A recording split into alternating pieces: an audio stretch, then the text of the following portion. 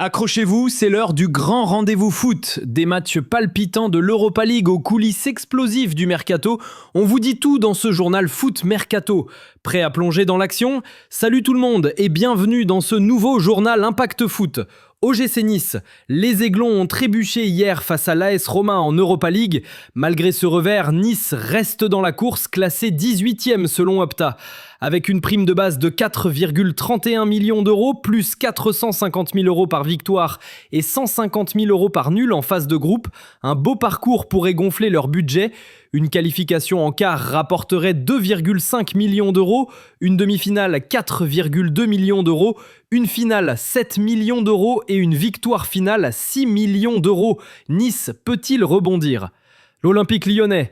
Lyon entre en scène ce soir face au club néerlandais du Tré en Europa League. Favori selon Opta, l'OL doit assumer son statut. Les enjeux financiers sont de taille, 4,31 millions d'euros de prime initiale, 450 000 euros par victoire, 150 000 euros par nul, plus des bonus comme 300 000 euros pour les barrages ou 600 000 euros pour une qualification directe en 8e.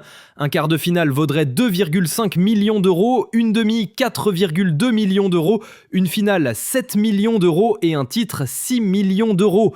Les Gaunes vont-ils briller sur la scène européenne ? LOSC Lille. Lille affronte ce soir les Norvégiens de Brann en Europa League. Également parmi les favoris d'Opta, le LOSC a une belle carte à jouer. Les primes sont identiques, 4,31 millions d'euros de départ, 450 000 euros par victoire, 150 000 euros par nul, et des bonus de 300 000 euros pour les barrages ou 600 000 euros pour les 8e. Un quart rapporterait 2,5 millions d'euros, une demi 4,2 millions d'euros, une finale 7 millions d'euros et une victoire 6 millions d'euros. Lille peut-il transformer l'essai ?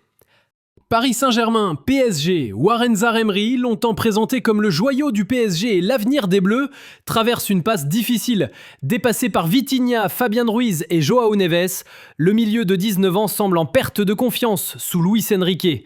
Ses prestations décevantes contre l'OM ou Tottenham ont alimenté les doutes. Critiqué par Jérôme Roten, qui lui conseille de quitter Paris, et sous le feu des supporters sur les réseaux, Emery garde un crédit auprès de Didier Deschamps malgré son absence du dernier rassemblement des Bleus. À lui de réagir vite pour relancer sa carrière. Le PSG et l'équipe de France attendent son retour en force. Paris FC, grande nouvelle pour le Paris FC, le club a officialisé l'arrivée de Marco Nepe comme nouveau directeur sportif. À 39 ans, cet Allemand au CV impressionnant, ancien artisan des recrutements de Kimmich, Davis, Musiala, Gravenberch, Coman ou Harry Kane au Bayern Munich, incarne les ambitions du promu. Soutenu par Red Bull et Antoine Arnaud, son réseau mondial et son flair pour les jeunes talents devraient booster le projet parisien. Le Paris FC peut-il s'installer durablement en Ligue 1 ? Real Madrid, la guerre avec le Barça ne se limite pas au terrain. Le Real veut profiter de l'affaire Negreira pour affaiblir son rival. Depuis février 2023, des paiements suspects du Barça à José María Enríquez Negreira, ex-vice-président des arbitres, font scandale. Le club catalan nie toute corruption, mais Madrid exige des sanctions lourdes et menace de saisir la FIFA et l'UEFA. En parallèle, Xabi Alonso impose sa rigueur défensive. Les arrivées de Dino Alvaro Carreras et Arnold renforcent l'effectif, mais un défenseur central et un milieu sont encore attendus. Le jeune Hendrick, 19 ans, résiste à un prêt malgré les souhaits du club. Le Real va-t-il triompher sur tous les fronts ? FC Barcelone, l'affaire Negreira continue de secouer le Barça, avec le Real qui pousse pour des sanctions sévères.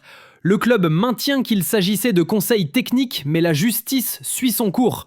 Côté mercato, Deco s'est rendu à Zagreb pour observer Dinamo Zagreb contre Fenerbahçe, ciblant le jeune brésilien Belinho et le croate Cardoso Varela, 16 ans. Le Barça renforce ses liens avec le Dynamo via l'agent Andy Barra. Par ailleurs, Gavi sera absent 4 à 5 mois après une opération au genou. Sur Instagram, il promet « Un vrai champion se forge en se relevant après une chute ».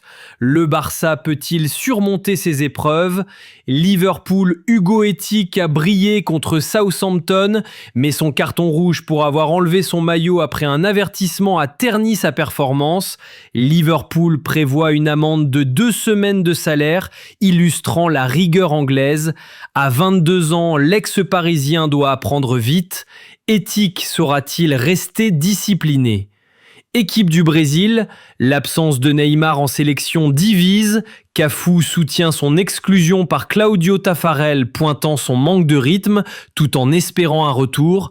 Ronaldo Nazario juge Neymar indispensable, tandis que Vampeta avertit que le Brésil ne sera pas favori au mondial sans lui.